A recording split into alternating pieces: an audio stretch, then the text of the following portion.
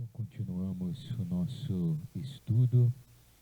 Nos nossos encontros anteriores, nós vimos uma introdução geral ao Evangelho de Mateus, uma visão geral da estrutura, algumas ideias assim que são estruturantes e importantes no Evangelho. Então, essa visão geral do Evangelho. Depois começamos a estudar o próprio texto, pegando as ideias assim mais importantes e breves sínteses dos diversos trechos do Evangelho. Hoje nós retomamos no capítulo 11, Mateus capítulo 11. Capítulo 10 foi o segundo sermão, o sermão missionário. Agora temos mais um trecho que vai trazer narrações sobre as ações de Jesus, que vão preparar depois o terceiro sermão, que vai vir, que é o sermão das parábolas. Então, capítulo 11, versículos de 1 a 30. Começa uma nova sessão narrativa que vai preparar o próximo sermão das parábolas. Ela quer mostrar a contradição que marca o reino dos céus, a contradição que marca o reino dos céus. A missão de Jesus mostra que ele é o Messias esperado,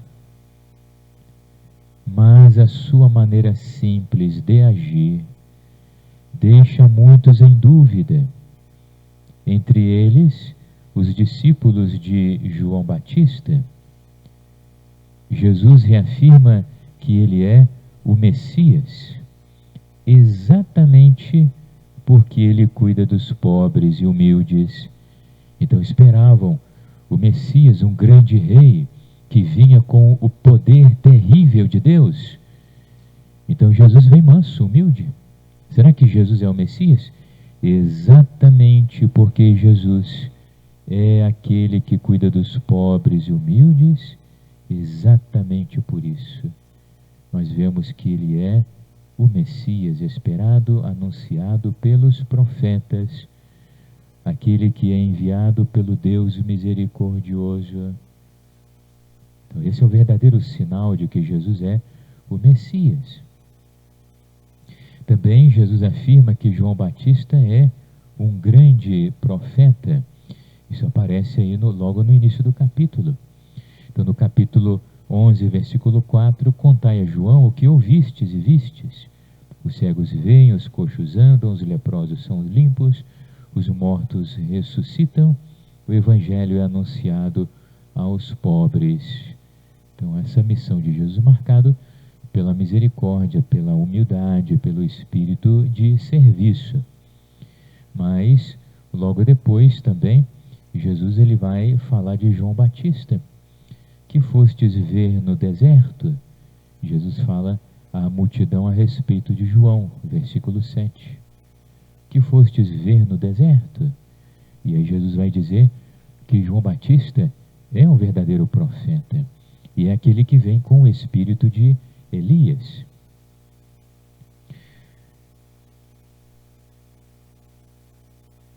Então a missão de Jesus mostra que ele é o verdadeiro discípulo.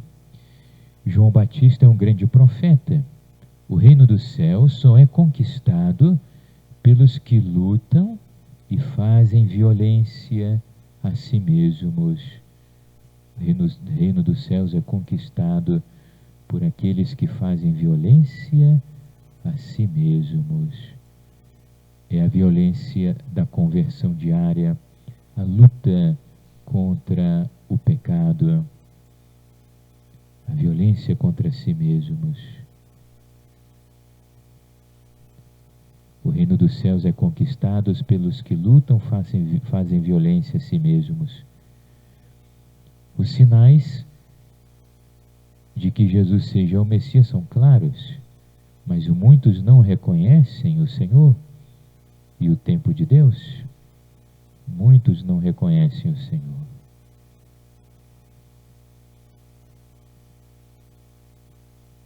Então, por um lado, a força do reino de Deus já está presente. Jesus é o Filho de Deus.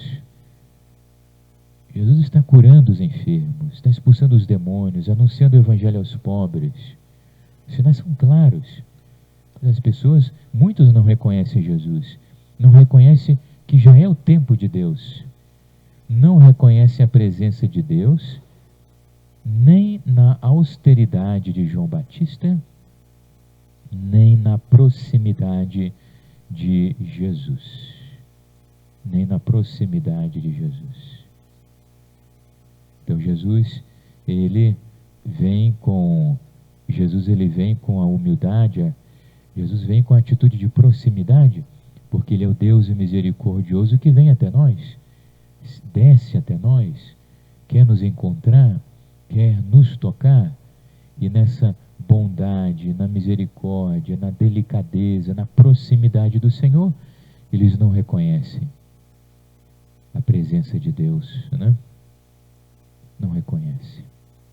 Mas também não reconhece a presença de Deus na austeridade de João Batista, o homem que se alimentava de gafanhoto e mel, o homem que vestia pele de camelo, o homem que vivia na austeridade do deserto, onde não tem nada, o homem despojado de tudo. Ou seja, os corações estão fechados, os corações não estão abertos para a visita de Deus. Os corações estão trancados dentro de si mesmos, nada agrada. A dureza de coração das pessoas de diversas cidades é grande, é pior que o pecado de Sodoma. Pior do que o pecado de Sodoma. O Senhor, ele vai dizer: se Sodoma tivesse visto os milagres que foram feitos dentro dos teus muros, subsistiria até este dia. Capítulo 11, versículo 23. A dureza de coração deles é pior do que o pecado de Sodoma. Até Sodoma iria se dobrar a Deus se visse o que as pessoas estão vendo em Jesus, mas não se convertem, não abrem o coração. É um mistério. Deus esconde o conhecimento de seus mistérios aos sábios e os revela aos humildes, pois só os corações simples podem acolher a sua luz. É o versículo 25 em diante. Eu te bendigo, Pai, Senhor do céu e da terra, porque escondestes essas coisas aos sábios e entendidos, e as revelaste aos pequenos. Sim, Pai, eu te bendigo, porque assim foi do teu agrado. Quem conhece o mistério do reino? O reino é um mistério. O reino dos céus é um mistério. Essa presença de Deus em Jesus, porque Jesus é o Filho de Deus. Essa presença de Deus em Jesus, que age com misericórdia, com paciência, com proximidade, que é capaz de derrotar as forças do maligno, restaurar as vidas, iluminar as consciências com o seu Evangelho. O reino de Deus é um mistério, porque a força está na aparência de fragilidade, de simplicidade. Esse mistério Deus esconde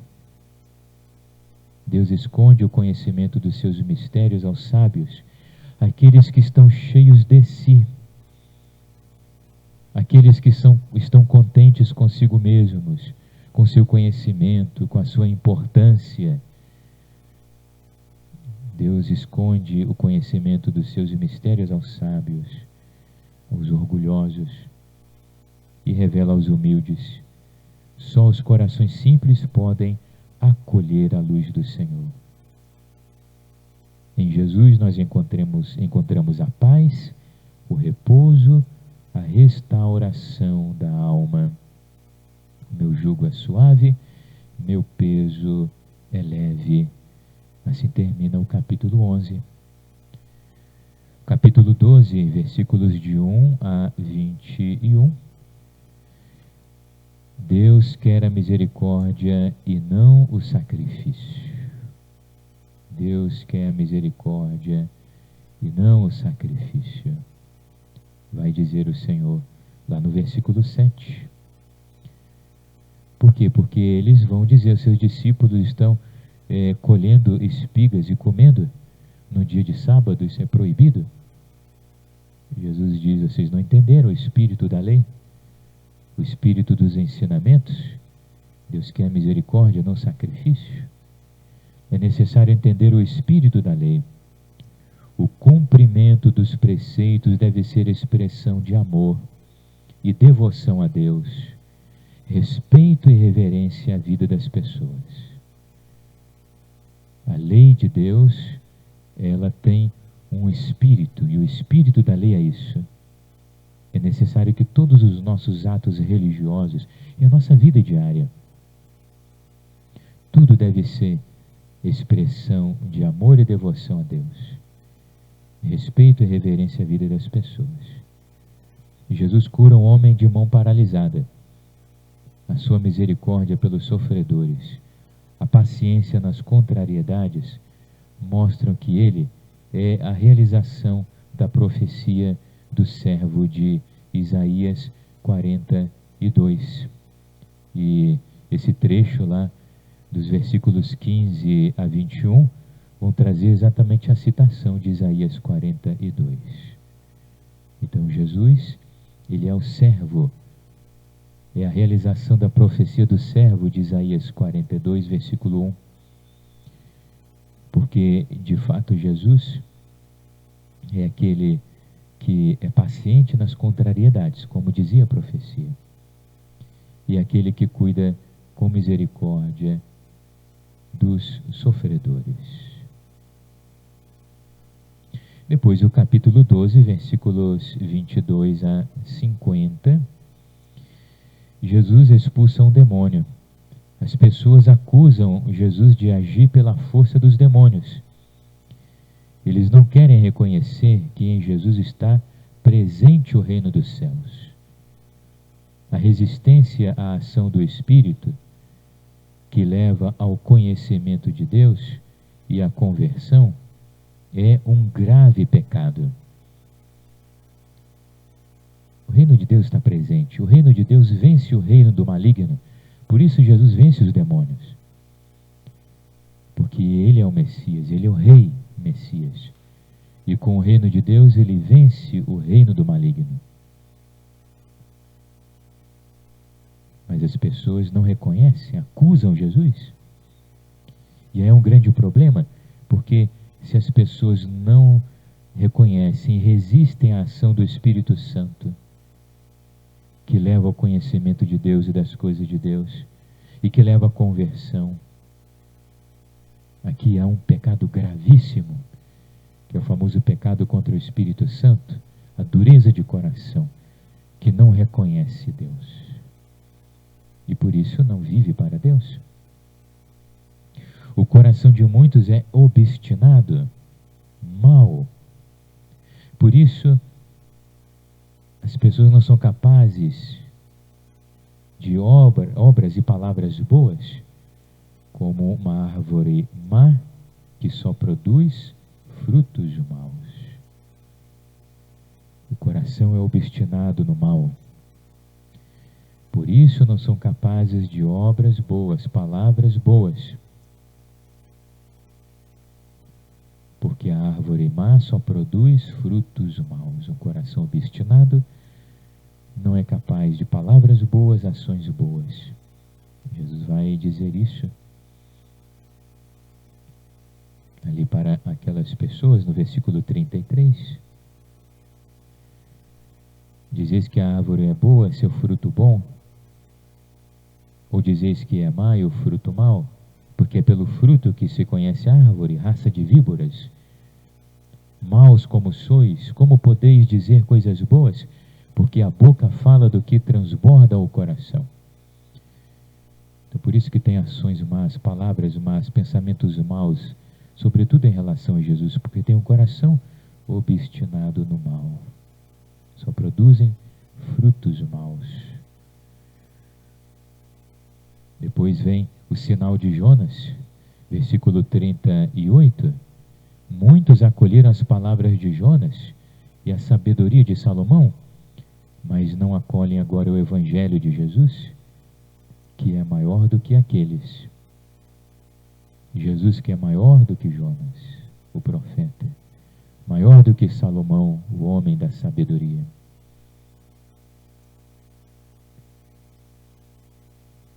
Uma vida libertada da ação do maligno, mas resistente e vazia de Deus, torna-se moradia do mal novamente. Versículo 43.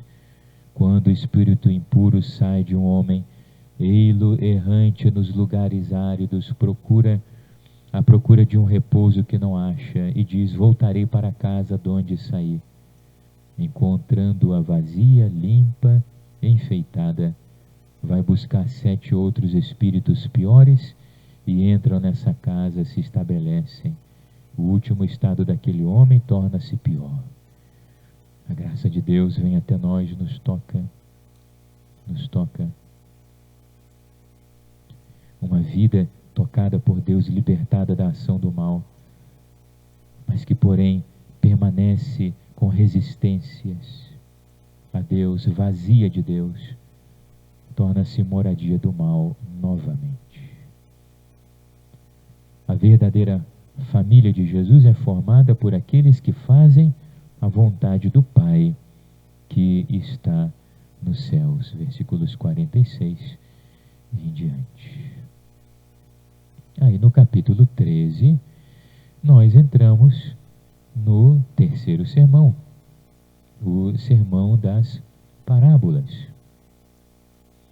Jesus começa o sermão das parábolas, que descrevem o mistério do reino, que é rejeitado por uns e é acolhido por outros.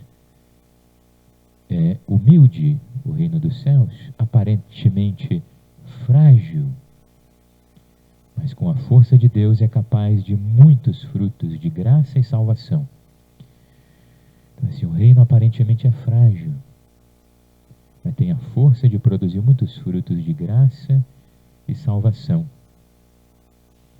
A parábola do semeador, aí vinham as diversas parábolas, descrevendo esse mistério do reino. A parábola do semeador fala da força do evangelho,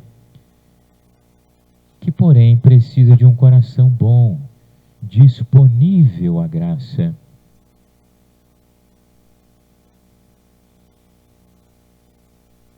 Então, a parábola do semeador fala da força do evangelho, que precisa de um coração bom, disponível à graça. O coração precisa ter interesse pelo evangelho, escutar com interesse. Depois, o coração precisa estar livre das ilusões e cuidados do mundo. Precisa ser constante nas adversidades. Então, o reino dos céus tem força para produzir frutos de graça e santidade, mas precisa de um coração disponível. Depois, a parábola da cisânia fala da vigilância diante dos diversos ataques do maligno, da paciência de Deus à espera de nossas conversões. São 2 ideias importantes. Necessária vigilância. O maligno é o tentador, está sempre à espreita para semear coisas más dentro de nós, semear o pecado com as tentações diversas. Temos que estar atentos, vigilância. Mas também a parábola fala da paciência de Deus. Deus espera a nossa conversão. Não arranca a cisânia logo, espera o tempo da colheita. Nos dá tempo. O reino é como uma pequena semente que se torna uma grande árvore, ou como o fermento que dá uma nova consistência a toda a massa. Então, uma pequena semente que se torna uma grande árvore. Aquilo que é tão pequenininho, frágil, se torna grande. Depois, o reino é como o fermento que dá nova consistência a toda a massa, para que o pão fique bonito, com aquela consistência que dá prazer em comer. O fermento, em relação a toda a massa, é uma pequena porção. A pequenez do reino é capaz de mudar tantas coisas, toda a realidade humana. O reino é como um valioso tesouro, como uma pérola de grande valor. Vale a pena deixar tudo, seguir o Senhor com alegria. Vale a pena deixar tudo, seguir o Senhor. Vender tudo para comprar o terreno onde está o tesouro. Vender tudo para adquirir a pérola de grande valor. Deus vale mais que tudo. Só há uma maneira de seguir Jesus, seguir com alegria. Com a alegria de quem encontrou algo maravilhoso.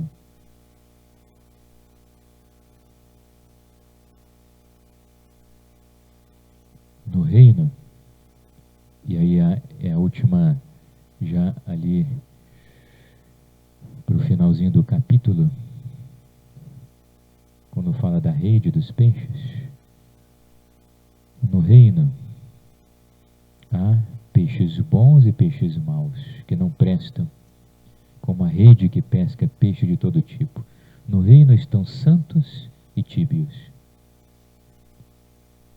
que um dia serão separados no dia do juízo.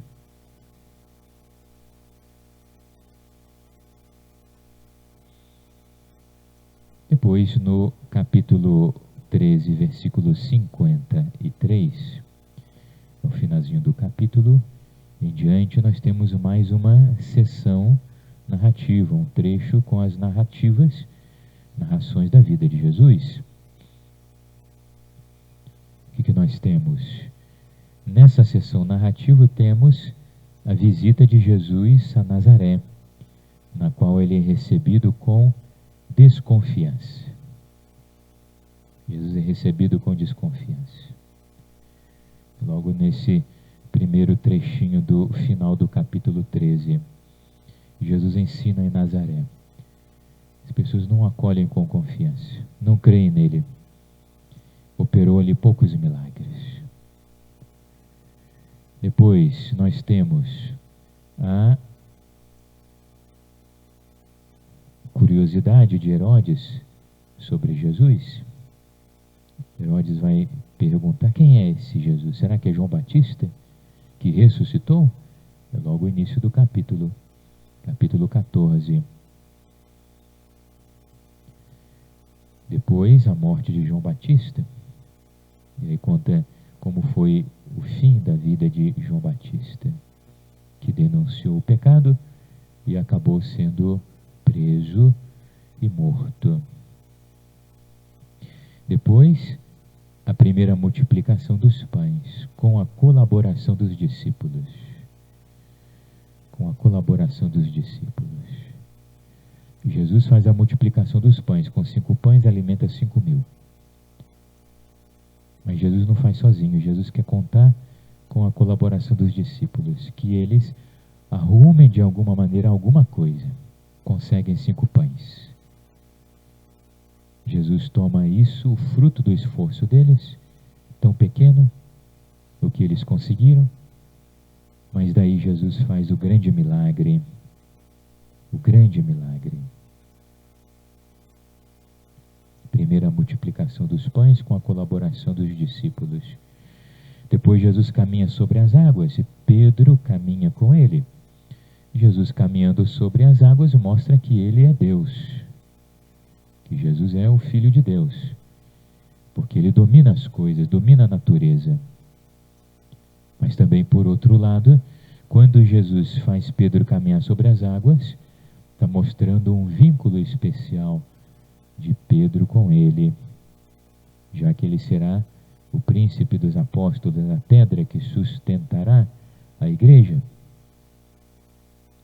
Depois, nós temos as curas em Genezaré.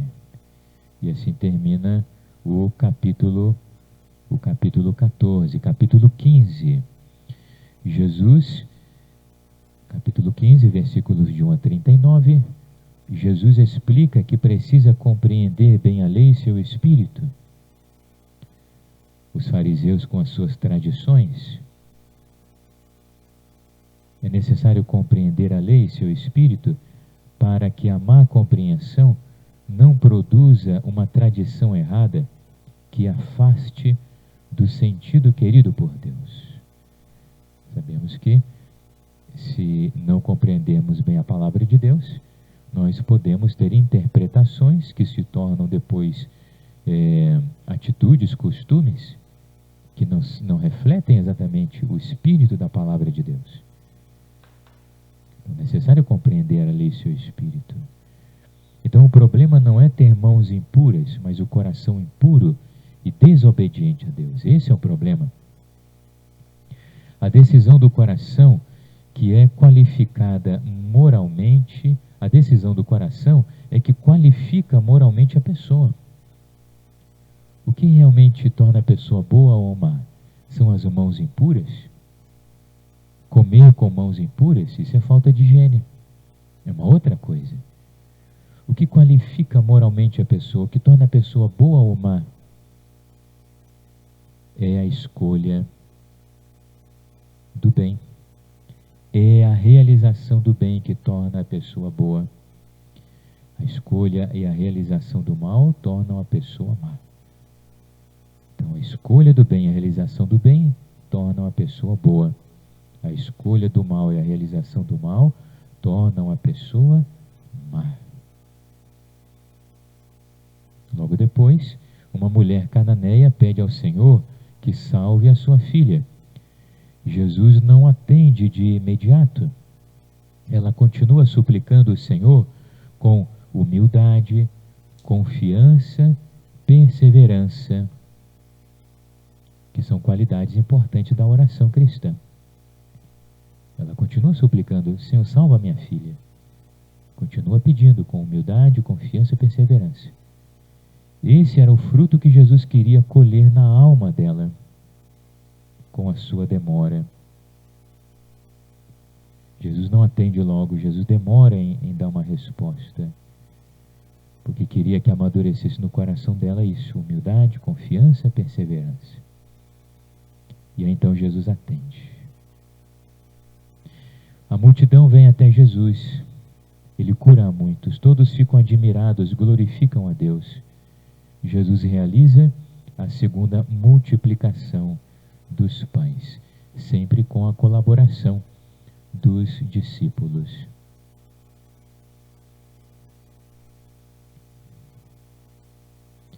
Capítulo 16, versículos de 1 a 28.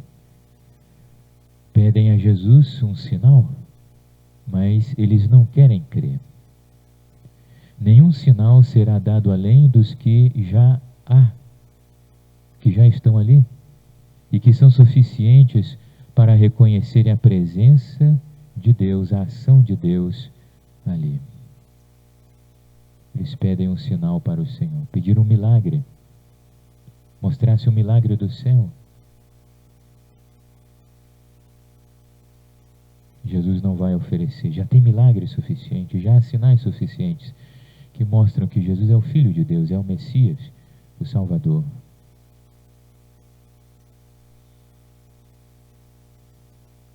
É necessário precaver-se do fermento dos fariseus e dos saduceus, pois a sua autossuficiência, seu orgulho, o amor ao dinheiro e o poder, o amor ao poder, os impede de crer e conhecer o Senhor. Versículo 6: guardai-vos do fermento dos fariseus e saduceus.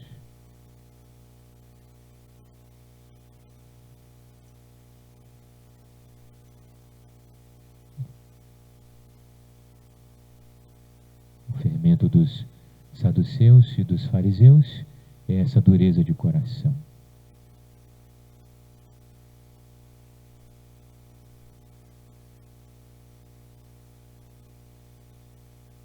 Aí depois Jesus pergunta: quem é Jesus? sempre uma pergunta importante nos evangelhos: quem é Jesus? No dizer do povo, quem é o Filho do Homem? Versículo 13. Uns dizem que é João Batista, outros Elias, um dos profetas. E vós, quem dizeis que eu sou? Versículo 15.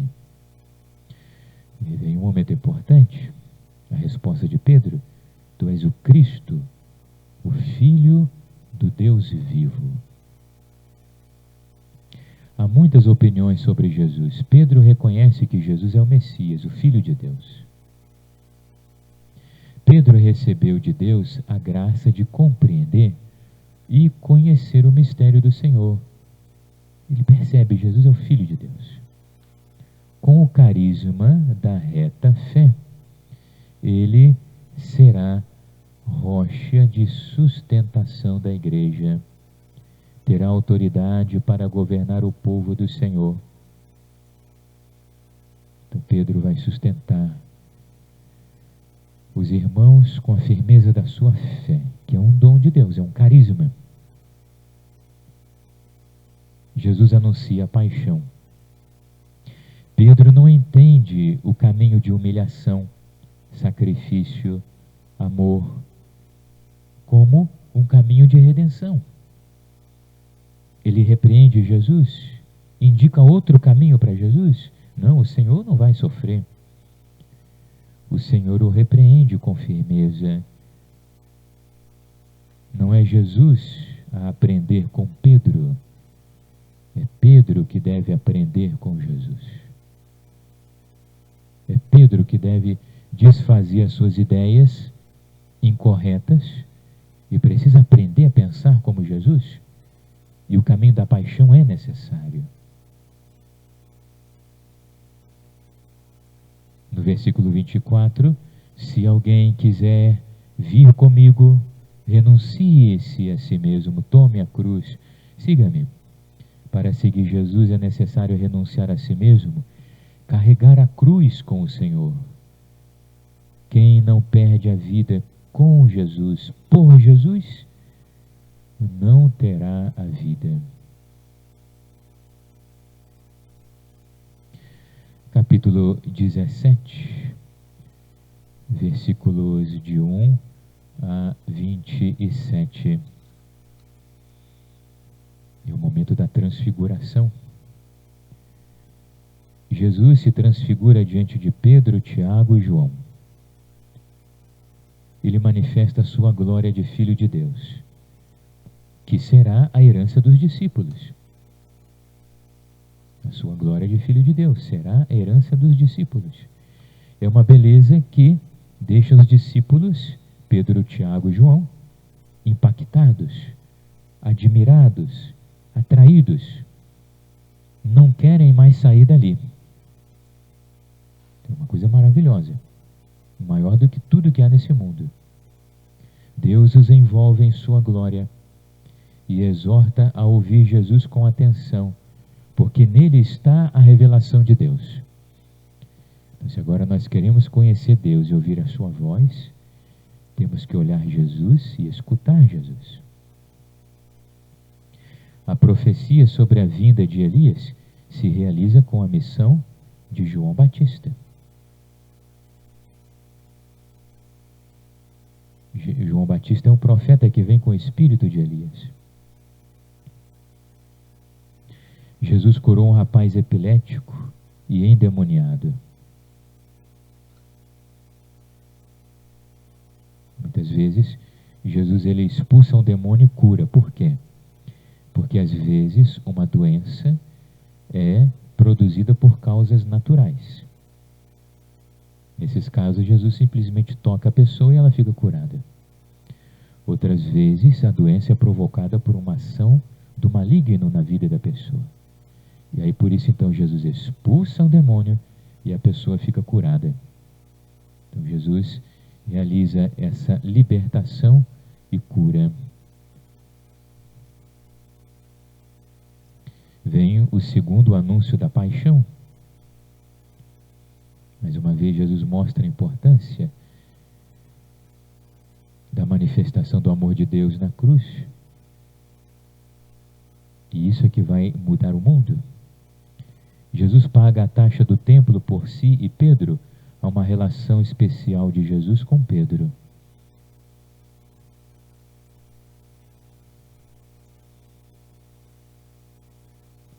Agora temos o capítulo 18, versículos de 1 a 35. E nesse capítulo 18 nós temos mais um dos sermões. Agora nós temos o sermão comunitário. Então tivemos o sermão da montanha, sermão missionário, sermão das parábolas.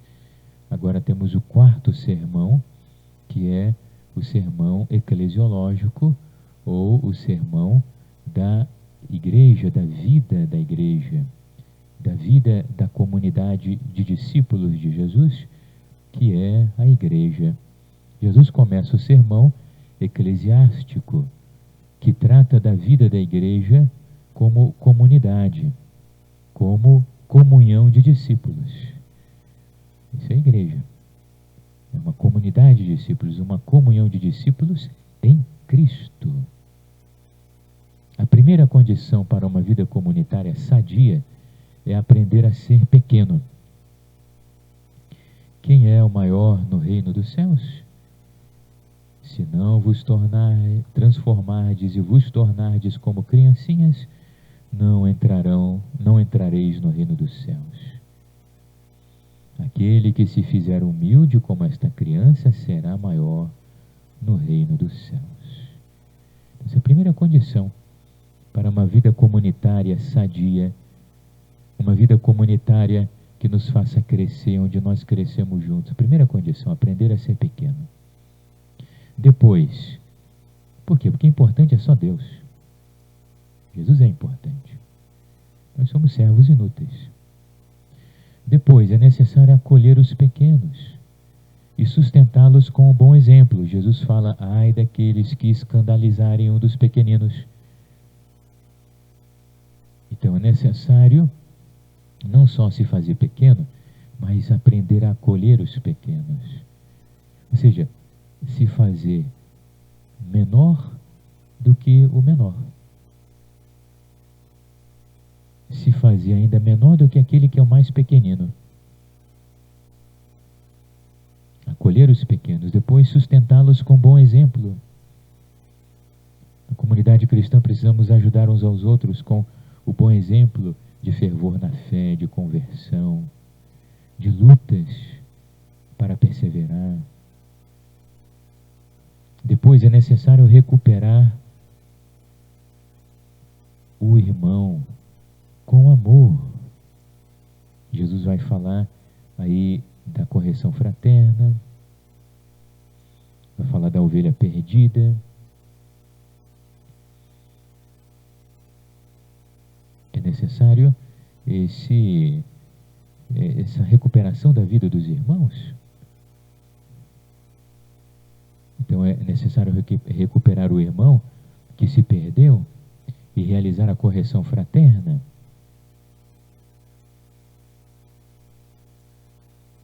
Deus, Ele quer a salvação de cada uma das ovelhas. Se teu irmão tiver pecado contra ti, repreende-o. A correção fraterna. Recuperar o irmão que se perdeu, ir atrás da ovelha que se perdeu. Porque nós podemos cair. E poderemos precisar que alguém se recorde de nós e nos ajude a encontrar de novo a luz do Senhor. Recuperar a ovelha que se perdeu, recuperar o irmão. Fazer a correção fraterna, que é um instrumento, muitas vezes, necessário para recuperar o irmão. Depois também é necessário a oração em comum e o perdão. A oração em comum, se dois de vós se unirem sobre a terra para pedir, seja o que for, conseguirão do meu Pai que está nos céus. Porque onde 2 ou 3 estão reunidos em meu nome, aí estou eu no meio deles.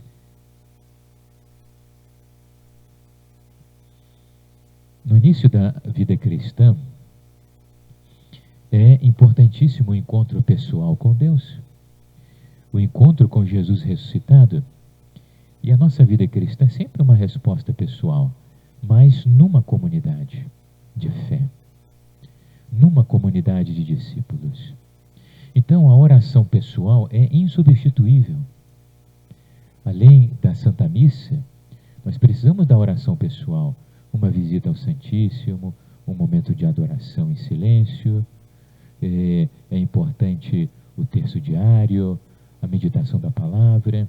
A oração pessoal é insubstituível, porque é necessário alimentar essa amizade pessoal com o Senhor. Porém, também a oração comunitária é importante, porque é necessário viver experiências de encontro com o Senhor em comunidade, para que essa experiência comum de encontro alimente a fraternidade. Para que nós realmente sejamos irmãos, para que nós realmente sejamos amigos, é necessário que a experiência de Deus nos una. E mais do que olhar uns para os outros, nós precisamos olhar juntos para o Senhor. Precisamos juntos contemplar o rosto do Senhor. Precisamos juntos adorar o Senhor. Os momentos de experiência de Deus em comunidade com os irmãos é sempre um momento precioso. Essa experiência nos une com laços invisíveis da graça. O finalzinho ali, versículo 21. Quantas vezes devo perdoar o meu irmão? Não te digo até 7 vezes, mas até 70 vezes 7. É necessário perdoar sempre. É necessário perdoar sempre. Capítulo 19. Acaba então o sermão eclesiástico ou eclesiológico, o sermão que fala da vida da comunidade cristã. Agora mais uma sessão narrativa a partir do capítulo 19, versículo 1. Começa uma nova sessão narrativa que se aproxima do fim da vida de Jesus. Se aproxima o fim da vida de Jesus. Então isso dá ensejo, fala também do fim dos tempos, dos últimos acontecimentos da história, de acontecimentos que virão. Logo no início, vem o debate sobre o matrimônio. E Jesus vai afirmar que o matrimônio é indissolúvel, pois o amor deve ser total e definitivo. O matrimônio é indissolúvel, porque o amor deve ser total. Alguns não se casam para dedicarem-se ao Senhor e às coisas do reino. Então, Jesus vai falar aqueles que se fazem eunucos por causa do reino dos céus, aqueles que não se casam para dedicarem-se exclusivamente às coisas do Senhor. E os consagrados, religiosos, os padres, os bispos, o Papa, né? Aqueles que se consagram exclusivamente às coisas do Senhor. Depois, as crianças são um modelo de simplicidade, versículo 13. As crianças são modelo de simplicidade, humildade, gratidão, alegria com que se deve acolher a graça de Deus. Assim como a criança, ela é simples, humilde, às vezes muito transparente, sincera, assim como a criança se alegra quando recebe um presente. Nós precisamos ter um coração cheio de simplicidade, humildade, gratidão, alegria, para acolher a graça do Senhor. Para entrar no reino dos céus, não basta cumprir os mandamentos e acomodar a consciência. Vem o jovem rico. Não basta cumprir os mandamentos. Bom, já cumpri os mandamentos, já cumpri a minha parte. Não basta cumprir os mandamentos, acomodar a consciência com uma observância, um cumprimento. É necessário deixar tudo, considerar tudo secundário, seguir Jesus. olha para aquele jovem e, se queres ser perfeito, versículo 21, vende teus bens, dá aos pobres, terás um tesouro no céu, depois vem e segue-me.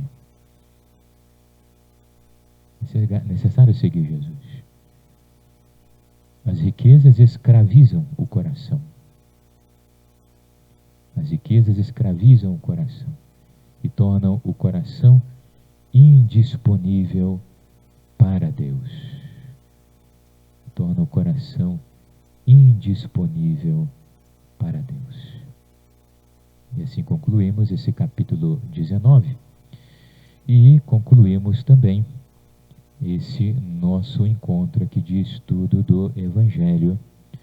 No nosso próximo encontro, vamos pegar os capítulos restantes do Evangelho de Mateus e vamos concluir o nosso estudo do Evangelho de Mateus. Importante sempre lembrar, estamos fazendo aqui um breve estudo, procurando ver as ideias mais importantes para a gente compreender o Evangelho, aprender a ler, entender, rezar, meditar com o Evangelho.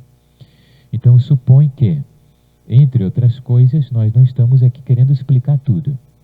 E depois, as explicações que nós damos aqui, é importante que depois você tome de novo com calma, que você pegue o texto, estude, pegue e vá folheando o Evangelho depois com mais calma, para que as ideias vão permanecendo mais aí dentro de você. Então, esses nossos encontros aqui supõem que depois também você dedique sempre um tempinho de fazer uma revisão, retomar aqui as ideias que nós fomos trazendo, folhear o Evangelho, conferir ali as ideias na passagem do Evangelho. Dessa maneira você vai entendendo, vai fixando, vai aprendendo melhor o Evangelho. Isso vai dar muitos frutos depois de boa oração e de uma vida mais de acordo com os planos do Senhor. Agradecemos mais uma vez esse momento, esse dom da palavra que o Senhor nos deu. Glória ao Pai, ao Filho e ao Espírito Santo, como era no princípio, agora e sempre. Amém.